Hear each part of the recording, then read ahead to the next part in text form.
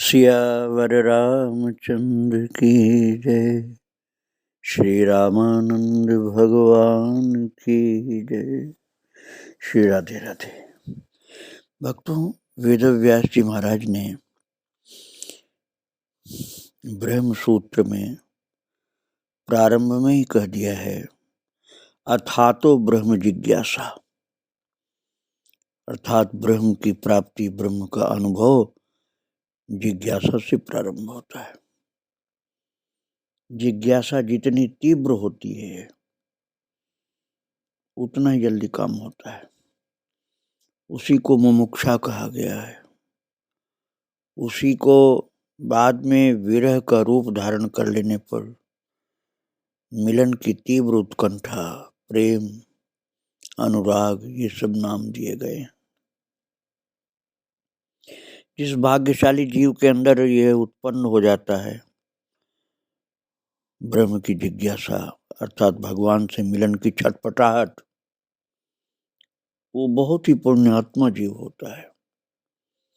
और जिनका चरित्र आप सुन रहे हैं, द्वादश महाभागवतों में प्रथम ब्रह्मा जी महाराज स्वयंभू, जिनके अवतार होते हैं अनंतानंद जी, जो कि श्री रामानंद जी भगवान के प्रथम शिष्य हुए हैं, उनकी चर्चा मैं आपको सुना रहा था। वो तो ब्रह्मा जी के अवतार थे, इसलिए उनके अंदर ब्रह्म जिज्ञासा होनी स्वाभाविक थी। और जब उन्होंने शिवरात्रि में भगवान श्री रामानंद जी के बजाए हुए शंख की ध्वनि विश्वनाथ मंदिर में जो महाराज जी ने बजाई थी, वो ध्वनि सुनी थी, तो उस समय उनका नाम था पंडित छन्नू। और मैं आपको बता चुका हूं कि ब्रह्मा को जो मोह हुआ था उसके कारण जन्म लेना आप मान सकते हैं। मुख्य कारण तो है भगवान का अवतार हुआ, इसलिए भगवान अपना सुख, अपना आनंद देने के लिए ब्रह्मा जी को भी अवसर दिए थे। तो वो परम दिव्य ध्वनि जो शंख की महाराज जी ने प्रकट की थी, श्री रामानंद भगवान ने, उसी दिव्य विलक्षण शंख ध्वनि से आकृष्ट होकर के, एकदम भाव विभोर होकर के, पंडित छन्नू, जो बाद में अनंतानंद बनते हैं, भागे से दौड़ पड़े कि ये आवाज कहाँ से आई, ये कहाँ से दिव्य ध्वनि आई, और इसी अनुसंधान में लग गए। सवेरे नित्य कृत्य के लिए उठे, खोज से पता लगा कि रात में भगवान श्री रामानंदाचार्य जी के श्रीमठ से वो ध्वनि आई थी। पहले तो विश्वनाथ मंदिर में भगवान शिव का दर्शन करने के बाद वो ध्वनि प्रकट हुई। बाद में श्रीमठ में पहुंचने पर श्री रामानंद भगवान ने वो शंख ध्वनि प्रकट की थी, जो काशी के पंचगंगा घाट पर है श्रीमठ, वहां पहुंच करके भी ध्वनि उत्पन्न की थी। तो आश्रम के दर्शन से कृतार्थ हुए पंडित छन्नू जी, जब पहुंचे हैं तो भाव विभोर। लेकिन जब पता किया है तो मालूम हुआ कि महाप्रभु का दर्शन होना बहुत कठिन है। अब छटपटी लगी कि दर्शन कैसे हो, कभी न कभी तो दर्शन होगा ही, ये सोच करके बस वहीं बैठ गए। अर्थात लगन तीव्र थी, इसलिए आशा पाश समुत्कंठा। संसार से आशा पाश तो बंधन का कारण होता है, और भगवान से आशावादी होना, भगवान के प्रति आशा होना, वो पाश नहीं होता है। संसार के लिए आशा हो तो आशा का पाश, अर्थात आशा का बंधन होता है, और भगवान के लिए यदि आशा मन में विश्वास का रूप धारण कर ली है, तो सारे पाश अर्थात सारे बंधनों को काट करके प्रेम का बंधन बन जाती है। भगवान से जुड़ने का प्रेम का बंधन वही आशा बन जाती है। और अब छन्नू के मन में वही आशा, वही विश्वास, वही ललक प्रकट हो गई। इसलिए वो पंचगंगा घाट पर भगवान श्री रामानंद जी के दर्शन के लिए डट गए, अर्थात बैठ गए, कहीं जाने का मन से हटा दिया। केवल भोजनार्थ घर जाते थे और हरदम पंचगंगा घाट पर ही डटे रहते। और एक दिन प्रभु कृपा से सुयोग लग गया। पिछली रात में जब स्वामी जी स्नानार्थ पधारे, तब अनायास ही दर्शन प्राप्त हो गया। और इतनी प्रतीक्षा आराधना से जो दर्शन लाभ हुआ, उसके महत्व को कौन कैसे कर सकता है। बात यह भक्तों, जो वस्तु जितनी कठिनता से मिलती है ना, वो उसके महत्व को और अधिक उत्तरोत्तर बढ़ाती जाती है। क्योंकि जो अति आतप व्याकुल होई, तरु छाया सुख जाने सोई। पेड़ की छाया में क्या सुख मिलता है, ये उसी को पता होता है जो बहुत धूप में चल के आया हो।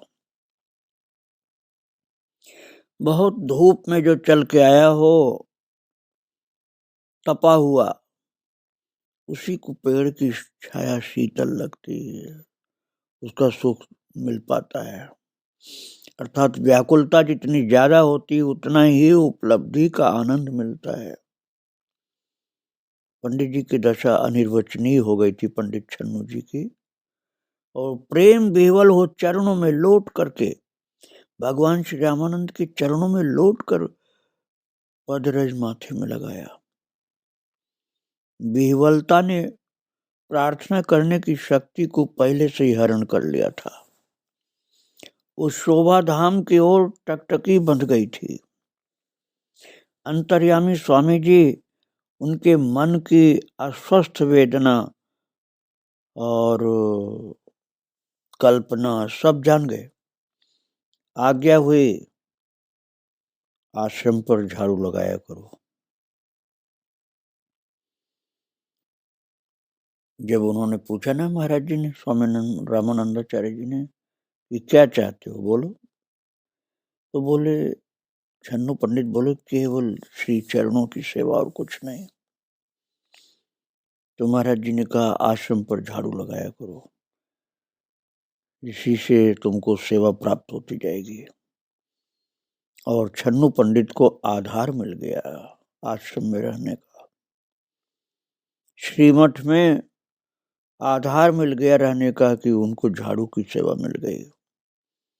अब आप सोचिए, बहुत ही उच्च कोटि के विद्वान थे पंडित छन्नू जी, क्योंकि ब्रह्मा के अवतार थे। और झाड़ू सेवा को उन्होंने ऐसा नहीं माना कि मेरा तिरस्कार हो रहा है, कि मैं इतना बड़ा पंडित हूं और मुझे झाड़ू लगाने को कहा गया। नहीं, उन्होंने अपना भाग्य माना कि मुझे महाराज जी के चरणों में आश्रय प्राप्त हो गया। किसी प्रकार सेवा में स्वीकृत तो कर लिए गए। इस आज्ञा में गूढ़ तात्पर्य भी था भक्तों। गूढ़ तात्पर्य ये है कि आश्रम के साथ साथ हृदय की भी सफाई होने लगी। नारायण स्वामी ने कहा है ना, नारायण तू बैठ के अपनो भवन बुहार। अपने घर को अपना, नारायण तू बैठ के अपनो भवन बुहार, अर्थात बैठ करके अपने घर को साफ करो, अर्थात अपने दिल को साफ करो, हृदय को साफ करो। आश्रम में झाड़ू लगाने के साथ साथ अंतःकरण में भी झाड़ू लगती जा रही, सफाई होती जा रही। उस आज्ञा में पूर्ण विरक्ति का उपदेश भी सम्मिलित था। भागवत स्मरण पूर्वक झाड़ू लगाने लगे। कुलाभिमान, लोक लाज सब छोड़ करके उस नीच टहल में प्रवृत्त हुए, जो अंगद जी ने कहा था ना, नीच टहल गृह के सब करी हो, पद पंकज बिलो की भावतारी हूँ। छोटी टहल, नीच टहल का मतलब छोटी आज्ञा, छोटी सेवा। झाड़ू लगाने की सेवा छोटी सेवा मानी जाती है। यद्यपि सेवा कोई छोटी नहीं होती, लेकिन मानते हैं ऐसा। तो बहुत प्रसन्न हुए पंडित छन्नू जी कि मुझे सेवा का मौका मिला। जब तक मन में अस्मिता की उग्र रेखा अंकित रहती है ना, तब तक सेवा धर्म में स्वतः प्रवृत्ति नहीं हो पाती है। इसलिए सेवा धर्म को स्वीकार करते हुए अहम बुद्धि जनित आडंबरों को हृदय से निकाल ही देना पड़ता है। द्वेष, दुनिया, भाई बंधु सहित मित्रों से भी मुंह मोड़ लेना पड़ता है। सबसे दृष्टि फेर लेनी पड़ती है कि कोई क्या कहेगा कि अरे इतने बड़े पंडित होके झाड़ू लगा रहे हैं, इनको कुछ नहीं माना गया, इनको तो सबसे छोटा माना गया इसलिए झाड़ू लगा रहे हैं। ये सब बात मन से निकल जाती है जब भाव होता है। समाचार सुन करके लोग चकित हो गए। सबको महान आश्चर्य हुआ, क्योंकि किसी को ऐसी आशा नहीं थी। आए लोग देख करके संकुचित हो गए। सबके अंतःकरण पर इस त्याग का प्रभाव पड़ा कि पंडित छन्नू, इतना बड़ा पंडित, इतने भाव से झाड़ू लगा रहा है। उस सेवा वृत्ति में आत्मानंद का उज्जवल प्रकाश दृष्टि के पथ में आया। उससे प्रभावान्वित हो लोग जहां तहां चर्चा करने लगे। काशी की पंडित मंडली में कोलाहल मच गया। बात ये भक्तों, एक तो जाति का अभिमान होता है कि हम बहुत बड़े पंडित हैं, दूसरे अपनी पढ़ाई लिखाई विद्वत्ता का अभिमान होता है। इन सब से पंडित छन्नू को मुक्ति मिल गई थी। लेकिन जिनको मुक्ति नहीं मिली थी इन अहंकारों से, उनके तो मंडली में कोलाहल मचना ही था। 1 वर्ष तक एक तार एक जैसे सुचारू रूपेण सेवा धर्म का पालन निष्कपट भाव से करते हुए पंडित छन्नूलाल ने अंत में गुरुवर्य का ध्यान अपनी ओर आकर्षित कर लिया। क्योंकि भक्तों, गुरु जो होते हैं ना, वो अहंकार को नहीं पसंद करते हैं।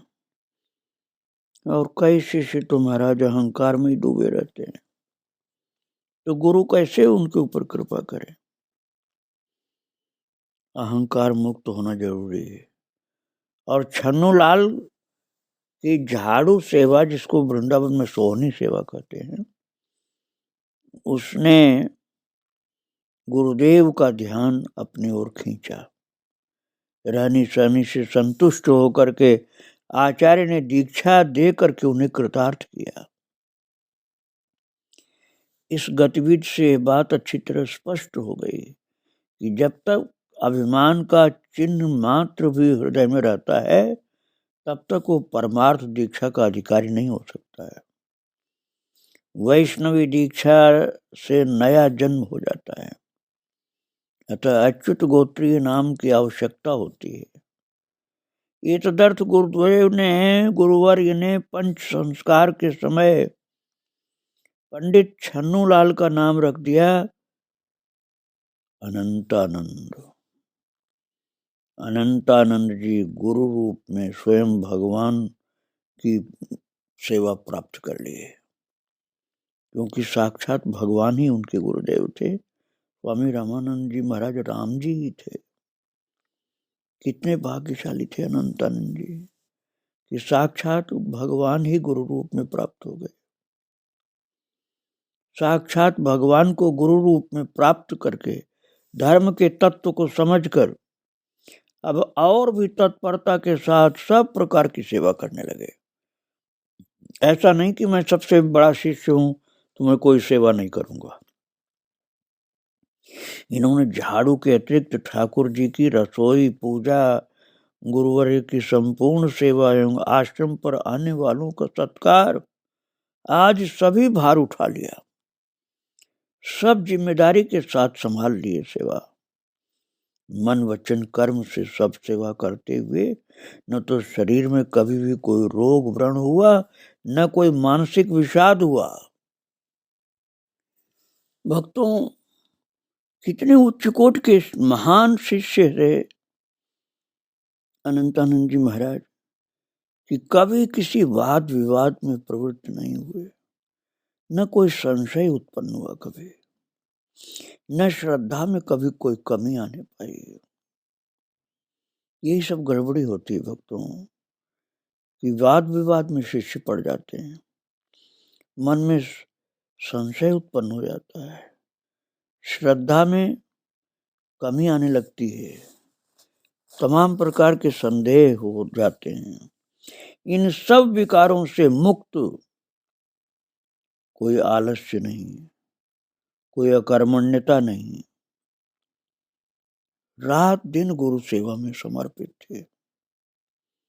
उन्होंने गुरु कृपा से इन दोषों का त्याग कर दिया था जो साधारणतया लोगों के अंदर आ जाते हैं।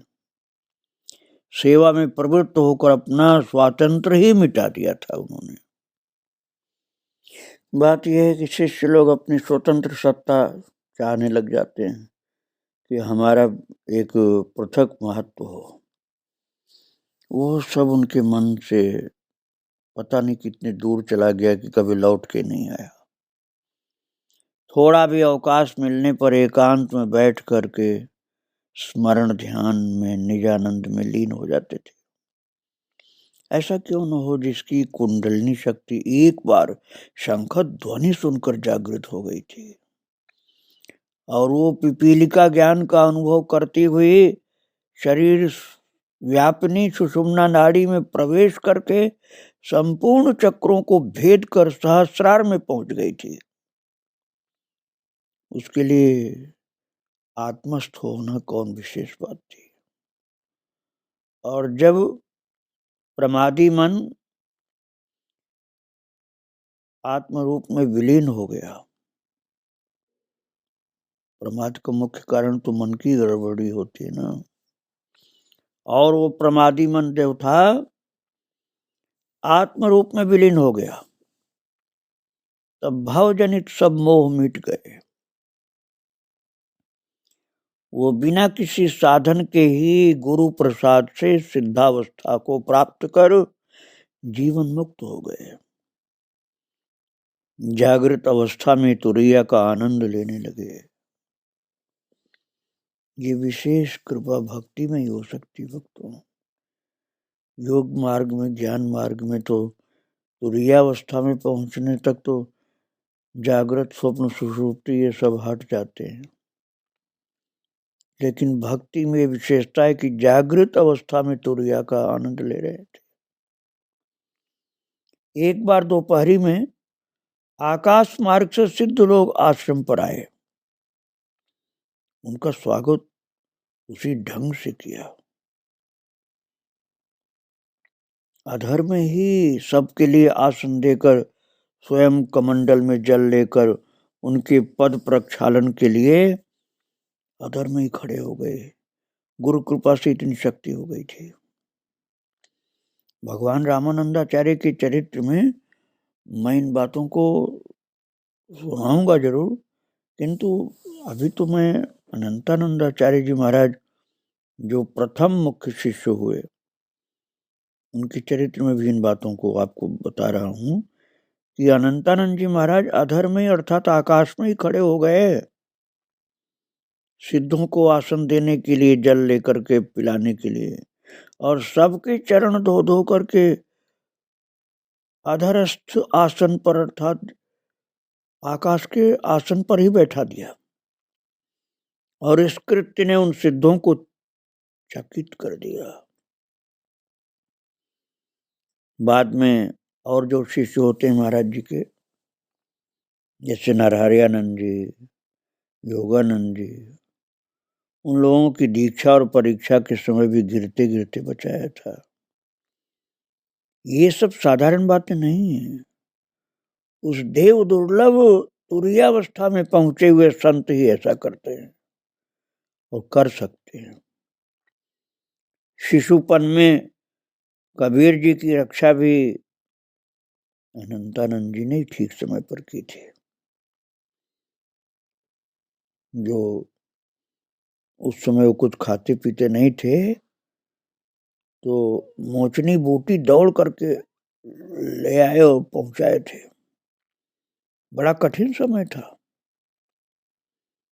जब कोई प्रतिष्ठित या सिद्धगण स्वामी जी के दर्शनार्थ आते, दर्शन में विलंब होता, तो उन्हें श्री अनंतानंद जी महाराज सत्संग रूपी शीतल जल प्रदान करके उनका मार्ग श्रम दूर कर देते थे और उन्हें दिव्य आनंद प्राप्त होता था आगंतुक को, और वे समय की गति को भूल जाते थे। उनका मानसिक ताप दूर हो जाता था। तो गुरुदेव के प्रति प्रीति प्रतीति पथ को अपने विमल विवेक से देखकर, अर्थात गुरुदेव जिसके साथ जैसा बर्ताव करना ठीक समझते हैं, प्रीत रीत का पालन करना चाहते हैं, उनका अनुभव तत्काल इनको प्राप्त हो जाता था और उसी के हिसाब से वो साधन में तत्पर हो जाते थे।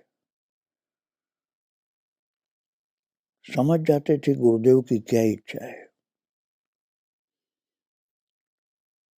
अनंतानंद जी महाराज सभी कार्य सदगुरु के अप्रत्यक्ष निर्देशानुसार अनायास ही किया करते थे। और महाराज श्री अनंतानंद जी को गुरु कृपा से तिर्यक भाषा का भी ज्ञान हो गया था। तिर्यक भाषा अर्थात जीव जंतुओं की भाषा, पशु पक्षियों की, कीड़े मकोड़ों की, इन सब की भी भाषा का ज्ञान अनंतानंद जी को हो गया था। एक दिन पायस चखने के, पायस अर्थात खीर जो महाराज जी पाते थे श्री रामानंद भगवान, उसका प्रसाद चखने के लोभ से 2 बिल्लियां आई। दौरी बिल्ली जो अर्थात सफेद बिल्ली ने कहा, बहन क्या सोच रही हो, हमारी घात न लगी है न लगने की आशा है, क्योंकि वो देखो बड़ा साधु सुख की नींद में ध्वनि ध्यान में बैठा हुआ है, अतएव अब निराश होकर चलो। काली बिल्ली ने कहा, सुन, जब हम उसके पद पर लौटेंगे अर्थात चरणों में लौटेंगे, तब हमको खीर प्रसादी निश्चय प्राप्त हो जाएगी, कृपा कर देंगे वो, अच्छी तरह अघा करके फिर हम प्रसाद पाएंगे। जल्दी क्या पड़ी, बैठी रहो, निराश मत हो। उन संत के चरणों में हम लौट जाएंगे तो कृपा करके हमको प्रसादी वो दे देंगे। महाराज दोनों बिल्ली बात कर रही थी, सफेद बिल्ली काली बिल्ली, जो मैंने अभी बताया आपको। तो इस वार्ता को सुन करके, सुमिरन ध्यान की गति को संभाल करके और बार बार उनकी ओर देख करके श्री मुनिराज ने कहा, अर्थात अनंतानंद जी ने कहा, हे बिल्लियों तुम धन्य हो, श्री गुरुदेव जी का प्रसाद पाने की उत्कट लालसा तुम्हारी जैसी मुझ में भी नहीं है। धैर्य रखो, थोड़ी देर बैठी रहो, स्वामी जी प्रसाद पा रहे हैं, अभी उनके पा लेने पर तुम्हें भरपेट प्रसाद दूंगा, निराश मत हो। और महाराज इनके प्रेम भरे हुए वचन अनंतानंद जी के सुन करके दोनों प्रसन्न एवं पुलकित हो गए। इतने में पर्दा हटा और श्री अनंतानंद जी महाराज प्रसाद ला करके दोनों बिल्लियों को भरपेट परस कर खिलाया। वे निहाल हो गई, उन्हीं के चरणों पर लौट लौट करके अनंतानंद जी के चरणों में बारंबार दंडवत करके नमन करके चली गई। और पश्चात स्वामी जी ने अनंतानंद जी को उन्हें आकाश मार्ग से जाते हुए दिखाया। और तब भगवान श्री रामानंद जी ने अनंतानंद से कहा, तुम उनको बिल्ली समझ रहे थे? अरे ये वसुपुत्रियां थी, देखो आकाश में चली जा रही हैं। ये खीर खाने के बहुत तीव्र पवित्र भाव से, सात्विक लोभ कह सकते हैं उसको, बिल्ली के वेश में आई थी। इनको प्रसाद चाहिए था, इसलिए इस प्रकार का रूप धारण किया था। ऐसे ऐसे चरित्र हुआ करते थे भक्तों। और ज्ञानी अनंतानंद जी महाराज आनंद कंद भगवान श्री रामचंद्र जी के ध्यान में अष्टयाम मग्न रहते थे और गुरुदेव की सेवा भी करते थे। श्री प्रभु प्रदत्त गंभीर ज्ञान एवं भक्ति के साथ निष्काम कर्मयोग क्षेत्र में वैराग्य का पौधा उगाते थे। गुरु भक्ति तो उनके आचरण में विराजमान थी। उस भक्ति को, श्री गुरु प्रदत्त गंभीर ज्ञान को भी चमत्कृत एवं सार्थक करने वाला श्री रामचंद्र जी का ध्यान, जिसे निधिध्यासन भक्ति मार्ग में कहा गया, अष्ट प्रहर बना रहता था। उस ध्यान को समाधि रूप में प्रवृत्त करने वाला वैराग्य निष्काम कर्मयोग क्षेत्र में उत्पन्न होकर आनंद राशि शांति पद में उन्हें प्रतिष्ठित किए हुए था। और उसी आनंद में डूबे रहते थे। जैसे गुरुदेव ने उनका नाम रखा था अनंतानंद, ऐसे ही उनके अंदर आनंद अनंत था, अनंत अनंत आनंद था। और उसी अनंत अनंत आनंद से, गुरु कृपा से अनंतानंद जी महाराज चराचर जीवों का हृदय अपूर्व आनंद से भर देते थे और अपने नाम को सार्थक करते रहते थे।